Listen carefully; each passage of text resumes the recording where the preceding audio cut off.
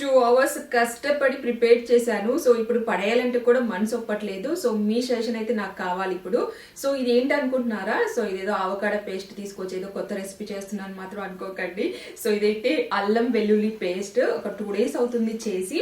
So ఈరోజు chicken curry చేస్తా అల్లం వెల్లుల్లి పేస్ట్ తీద్దామని చూస్తే ఇది గ్రీన్ కలర్ లో ఉంది. సో ఈ కలర్ చూసి నేనైతే కర్రీలో యూజ్ చేయలేదు. యాక్చువల్ గా ఏమైందంటే అల్లం వెల్లుల్లి పేస్ట్ మామూలుగా నేను బయట ప్రియాదే తీసుకొచ్చి వండుతునేదాన్ని, లేదంటే అప్పుడప్పుడు చేసేదాన్ని. ఎప్పుడైనా చేసినా కొంచెం మాత్రమే క్వాంటిటీ చేసుకునేదాన్ని. ఒక 2 days లో అయిపోయేది. సో ఈసారి క్వాంటిటీ ఎక్కువ చేసి ఇలా బాటిల్లో స్టోరేజ్ చేసి పెట్టుకున్నాను. సో మిస్టేక్ ఏం చేశానో నాకైతే తెలియదు. సో అల్లము వెల్లుల్లి 2 సమానంగానే తీసుకున్నాను. అండ్ మిక్సీ వేసేటప్పుడు దాంట్లో కొంచెం ఆయిల్ అండ్ కొంచెం పసుపు వేయమన్నారు. అది కూడా వేసాను. బట్ స్టిల్ అది అంటే ఫస్ట్ డే మాత్రం ఎల్లో కలర్ లో ఉంది. నెక్స్ట్ 2 days తర్వాత ఇలా గ్రీన్ కలర్ లోకి చేంజ్ అయిపోయింది. సో ఏం మిస్టేక్ చేస్తున్నారో నాకైతే తెలియట్లేదు. ఇప్పుడు ఏంటంటే ఇది యూజ్ చేయొచ్చా లేదా పడేయాలా?